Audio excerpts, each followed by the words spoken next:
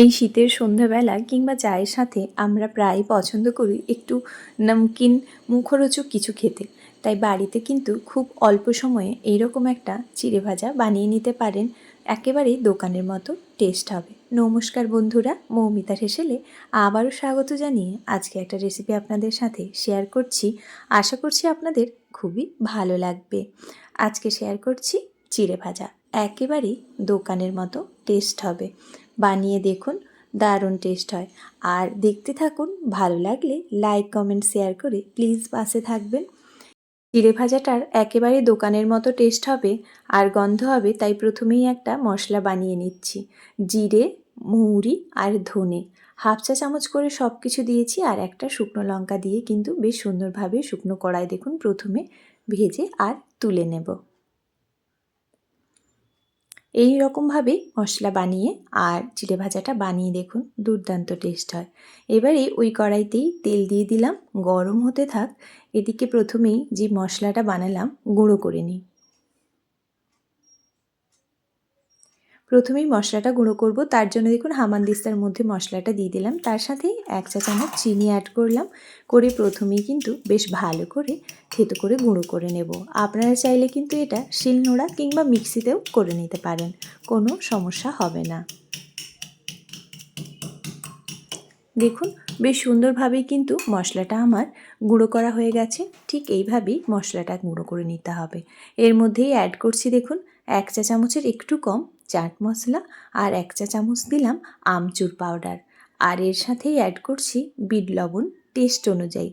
যেই হিসেবে চিড়েটা বানাবেন সেই অনুপাতেই কিন্তু লবণটা দেবেন। দিয়ে বেশ ভালো করে মিশিয়ে মশলাটা কিন্তু আমার রেডি করা হয়ে গেল। এই মশলাটা কিন্তু অবশ্যই লাগবে, তা না হলে কিন্তু দোকানের মতো টেস্ট হবে না।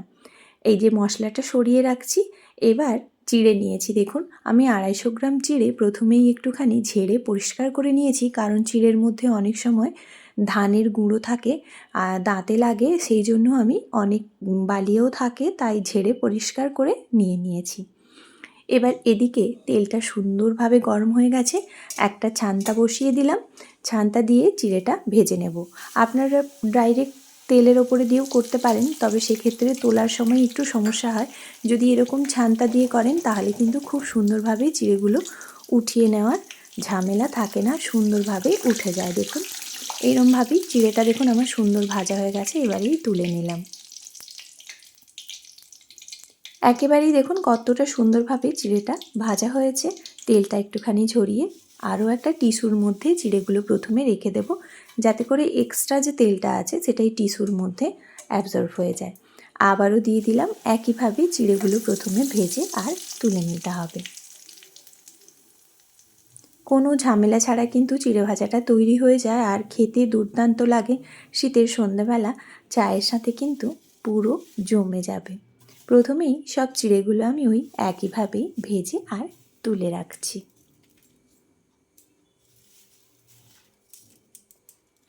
এবার ওই তেলের মধ্যেই আমি আর ছাঁকনিটা দিয়ে দিলাম কিছুটা পরিমাণ কাঁচা বাদাম।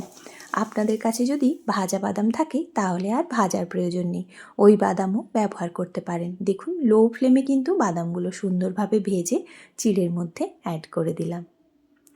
আবারও আমি খানিকটা পরিমাণ কারি পাতা ভেজে আর তুলে নেব।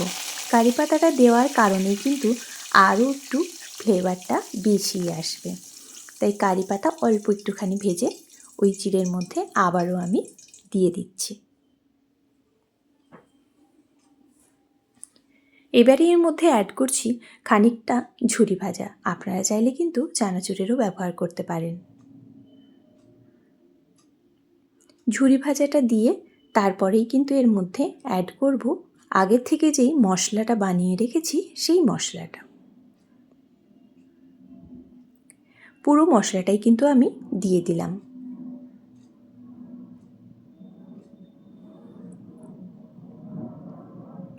এবারেই বেশ ভালো করে মিশিয়ে নিতে হবে।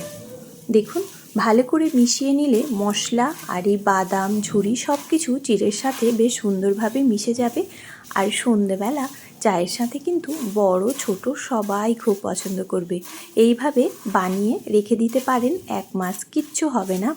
গন্ধ, টেস্ট সব কিছুই কিন্তু বেশ সুন্দর থাকে। দোকানে যাওয়ার কোনো ঝামেলা নেই, বাড়িতে চটপট বাড়িতে থাকা উপকরণ দিয়েই এই চিড়ে ভাজাটা কিন্তু বানিয়ে নিতে পারেন। আর একেবারেই ক্রাঞ্চি হয়, পারফেক্ট একেবারেই চিড়ে ভাজা তৈরি। দেখুন কতটা ক্রাঞ্চি হয়েছে, সেটা আপনারা খুব ভালো করেই বুঝতে পারছেন আওয়াজটা শুনে। আর দেখুন দেখতেও কতটা সুন্দর হয়েছিল। এতটা সময় আমার সঙ্গে থেকে আমার এই রেসিপিটা দেখলেন, তার জন্য আপনাদের অসংখ্য ধন্যবাদ।